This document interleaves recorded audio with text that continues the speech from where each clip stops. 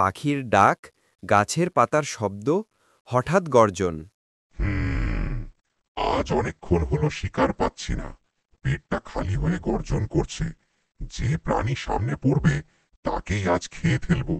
সিংহ গাছের ফাঁক দিয়ে হাঁটতে হাঁটতে একটি ছাগল দেখতে পেল। ছাগল ঘাস খাচ্ছিল, চোখে মুখে নির্ভীক চেহারা। আরে, এত নির্ভীক ছাগল, ভয় পালালো না কেন? আহা, আমি কেন পালাবো? আমি তো জানি তুমি বনে রাজা। রাজাকে দেখে পালালে অসম্মান হয়, তাই সসম্মানে দাঁড়িয়ে রইলাম। হুম, বেশ কথা বলেছ, কিন্তু কথা বলে তো পেট ভরবে না। আজ তোমাকেই খেয়ে ফেলবো। খেয়ে ফেলবে? ঠিক আছে, তবে আগে একটা কথা শোনো। আমি কিন্তু সাধারণ ছাগল নই। আমি পাহাড়ি গুহার পাহারাদার। সেখানে এক বিশাল ভান্ডার আছে। সোনা, দানা, সুস্বাদু ফল আর আরো অনেক প্রাণী। যদি চাও, আমি তোমাকে সেখানে নিয়ে যেতে পারি।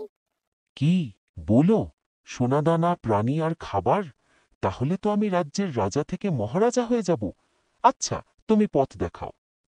ছাগল ধীরে ধীরে এক গভীর কুয়োর দিকে নিয়ে যায়। এই যে মহারাজ, দেখো এই গুহা। আসলে এটা জাদুকরি ভান্ডারের দরজা। ভেতরে তাকাও, কত প্রাণী অপেক্ষা করছে তোমাকে অভ্যর্থনা জানাতে। সিংহ কৌতূহলী হয়ে কুয়োর ভেতরে তাকায়। পানিতে নিজের প্রতিবিম্ব দেখে ভাবে, ভেতরে আরও এক সিংহ আছে। এই যে ভেতরে আরেকটা সিংহ, আমাকেই টপকাতে চায় নাকি? আমার রাজত্বে আরেক রাজা, তা কোনোদিন হতে দিই না।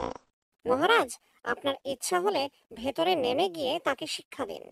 বোকা সিংহ উত্তেজনায় কুয়োর ভেতরে ঝাঁপ দেয়।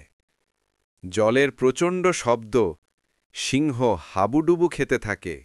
বাঁচাও, এটা তো শুধু পানি, সোনাদানা কিছুই নেই। আমি প্রতারিত হয়েছি।